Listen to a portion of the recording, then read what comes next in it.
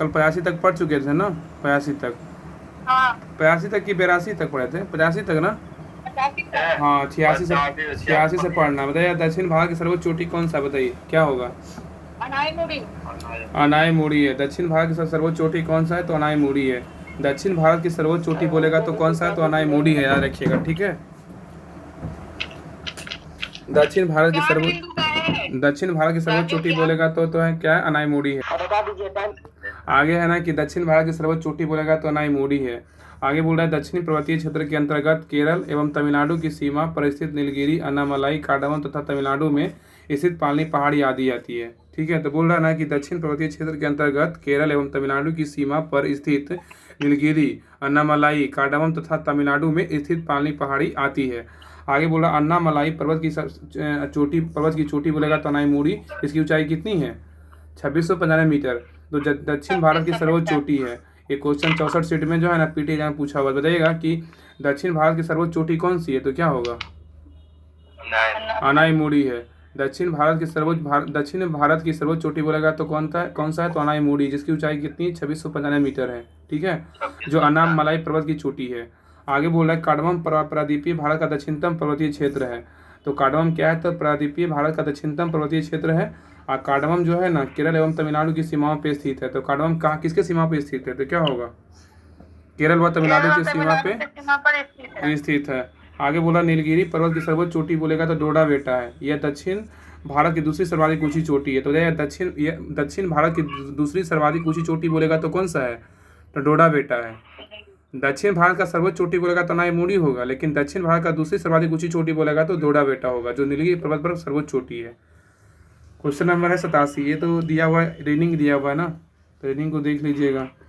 आगे है क्वेश्चन ए भी है, क्या है? 88 भी रीडिंग ही है, और 89 भी क्या है? 89 भी रीडिंग ही है। कितनी संख्या है? रीडिंग नहीं है तो मैथ बोल सकते हैं ना, रीडिंग ही है। और 90 भी रीडिंग है, और 91 भी क्या है? तो रीडिंग है, और 92 भी क्या है? तो रीडिंग है, 92। आगे है पड़ेगा, हाँ 93 जीके का क्वेश्चन। बताइएगा 93 नंबर की पाचन तंत्र का कौन सा भाग HCl स्रावित करता है? बताइए क्या होगा? पाचन तंत्र का कौन सा भाग? जो है ना हाँ, पाचन तंत्र का कौन सा भाग HCl को स्रावित करता है? तो ये होगा अमाशय। ठीक है, पाचन तंत्र का अमाशय भाग HCl को स्रावित करता है। पाचन पाचन का प्रमुख मुख गुहा क्या होता है? पाचन का प्रारंभ जो होता है मुख गुहा से होता है। पूछेगा कि पाचन का जो प्रारंभ होता है कहाँ से होता है? तो मुख गुहा से होता है। और अमाशय का प्रारंभ मुख गुहा से होता है। अमाशय का प्रारंभ कहाँ से होता है? मुख गुहा से होता है। अमाशय बच्च गुहा में बाईं ओर फैली हुई रचना होती है, जो 3 भागों में बटी होती है। पहला कार्डियक, दूसरा फंडिक, तीसरा होता है पाइरेलिक होता है।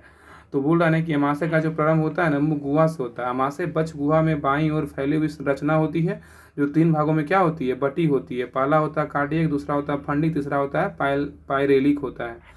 आगे बोल रहा है कि अमाशय की भीतरी दीवार पर जठर ग्रंथियां पाई जाती है, जो दो जठर रस का स्रावित होता है। तो बताइए कि अमाशय की भीतरी दीवार पे क्या पाया जाता है और तो जठर रस स्रावित होता है? तो क्या होता है बताइए? अमाशय की भीतरी दीवार पर जैसे ग्रंथियां पाई जाती है हाँ, तो अमाशय की भीतरी दीवार पे ना जठर ग्रंथियां पाई जाती है, तो जठर रस क्या होता है? स्रावित होता है। और जठर रस का पीएच मान कितना होता है? तो क्या होगा? 1.8 होता है। 1.8। हाँ, जठर रस का जो पीएच मान होता है ना कितना होता है? तो 1.8 होता है। अर्थात यह अत्यधिक क्या होता है? अम्लीय होता है, याद रखिएगा। अमाशय में प्रोटीन का पाचन होता है। भैया प्रोटीन का पाचन कहाँ होता है? प्रोटीन का पाचन, हाँ, प्रोटीन का जो पाचन होता है ना अमाशय में होता है। अमाशय से निकलने के पश्चात भोजन छोटी आंत में जाता है। तो बताइएगा कि अमाशय से निकलने के पश्चात भोजन कहाँ जाता है? क्या होगा? छोटी आंत में जाता है। अमाशय से निकलने के पश्चात मतलब अमाशय से निकलने के बाद जो है भोजन छोटी आंत में जाता है। बताइए कि शरीर की सबसे बड़ी ग्रंथि बोलेगा तो कौन सा है? तो क्या होगा? यकृत, लीवर। शरीर की सबसे बड़ी ग्रंथि बोलेगा तो क्या है? तो यकृत, लीवर। आगे बोल रहा है अग्नाशय बहिस्रावी और अंतःस्रावी दोनों ही ग्रंथियों की तरह काम करता है। अग्नाशय जो होता है ना बहिस्रावी और अंतःस्रावी दोनों ही ग्रंथियों की तरह काम करता है। रहे कि मानव शरीर की दूसरी बड़ी ग्रंथि बोलेगा तो कौन सा है? तो अग्नाशय है। मानव शरीर की दूसरी बड़ी ग्रंथि कौन सा? अग्नाशय है। और सबसे बड़ी ग्रंथि बोलेगा तो यकृत है। 94 नंबर भी रीडिंग का क्वेश्चन है। रीजनिंग तो खैर पूछता ही है एग्जाम में, हर एग्जाम में आपको बिहार दरोगा में भी 5 गो रीजनिंग, अच्छी 5-6 गो रहता है, और बिहार पुलिस में भी 5-6 गो रीजनिंग रहता है। रीजनिंग नहीं, मैथ है। हाँ तो ये मैथ है, लेकिन रीजनिंग का बात कर रहे हैं, ये मैथ है। हाँ ये भी मैथ ही है, 95 नंबर, और 96 भी है, 100 नंबर बताइए, 100 नंबर। 96, 97, ये भी सब मैथ है। 97, उसके बाद क्या है, 97, फिर 97, 98, 99, अब आइए 100 पे, डायरेक्ट 100 पे आइए, इधर से मैथ रीडिंग सारा दिया हुआ था। तो यह कलोल पावर विद्युत परियोजना कहाँ है बताइए, कलोल पावर विद्युत परियोजना। गुजरात में है। हाँ कलोल जो पावर विद्युत परियोजना जो है ना, ये कहाँ स्थित है, गुजरात में स्थित है। कलोल विद्युत पावर परियोजना ये गुजरात में है। कलोल पावर विद्युत परियोजना कहाँ है, तो गुजरात में स्थित है। अंकलेश्वर, खंभात, मेहसाना, अलियाबेट, नवागांव, कोसाबा, सानद, लुनेज इत्यादि गुजरात में स्थित अन्य पावर विद्युत परियोजना एवं तेल शोधन परिशोधनशाला है। तो बोल रहा है कि कलोल पावर जो है ना विद्युत परियोजना गुजरात में है, लेकिन अंकलेश्वर, खंभात, मेहसाना, अलियाबेट, नवागांव, कोसांबा, सानद, लुनेज इत्यादि गुजरात में स्थित अन्य पावर विद्युत परियोजना तथा तेल शोधन। आगे बोल रहा है कि मुंबई हाई महाराष्ट्र में स्थित है। ठीक है, मुंबई हाई कहाँ स्थित है, महाराष्ट्र में।